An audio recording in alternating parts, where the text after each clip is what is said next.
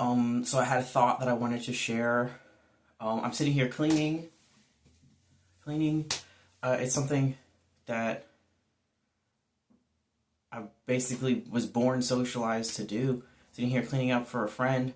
I'm dog sitting in his house and reflecting hardcore. I feel like one of the thoughts I had earlier today while I was working, I was doing something different than cleaning. I was putting in insulation in a van and trying to plan out what to do with that situation. My thought while I was doing that was that I feel like almost everybody in my face-to-face life kind of underestimates me or expresses that they view me as not very competent or capable. And I realized that that's what that behavior signified, that they didn't think that I was able to do things that I know I'm very capable of doing, that I have done. I've realized I will even get into a situation, into an environment, because of my ability to do those things, and in that environment, which I've only been able to enter because of my competency in this specific area, I'm still somehow perceived as being incompetent in that specific skill set.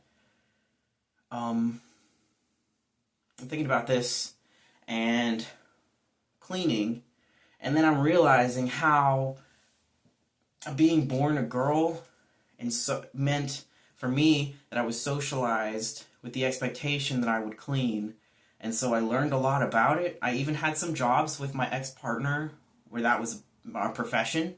And for me, I'm 25 now. It just kind of felt like it made intuitive sense. You know, I'm more comfortable in a clean environment. I think everybody is. Hygiene is pretty important. And then also I'm just thinking about like the amount of space people claim to own and that they enforce that ownership with through violence, even on a very subliminal, not fully conscious level.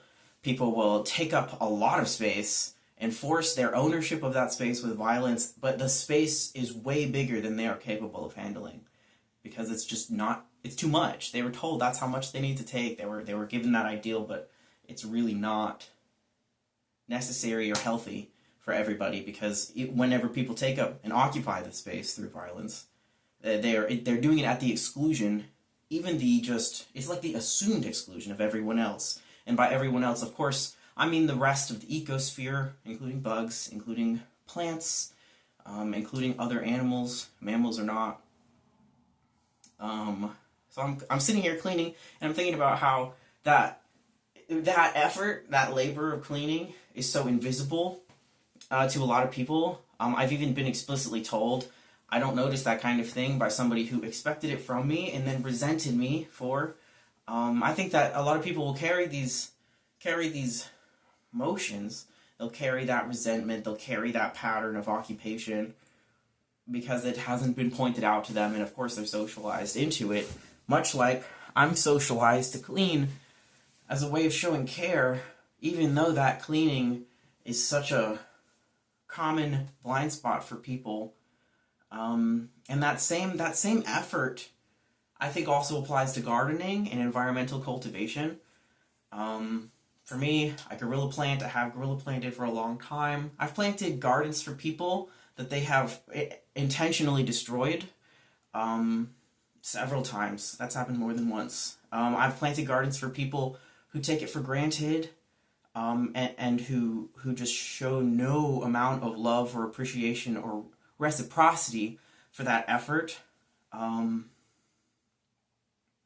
don't really understand why these things are the way that they are, but I hope that verbalizing it and articulating it will help us to change these global and societal patterns.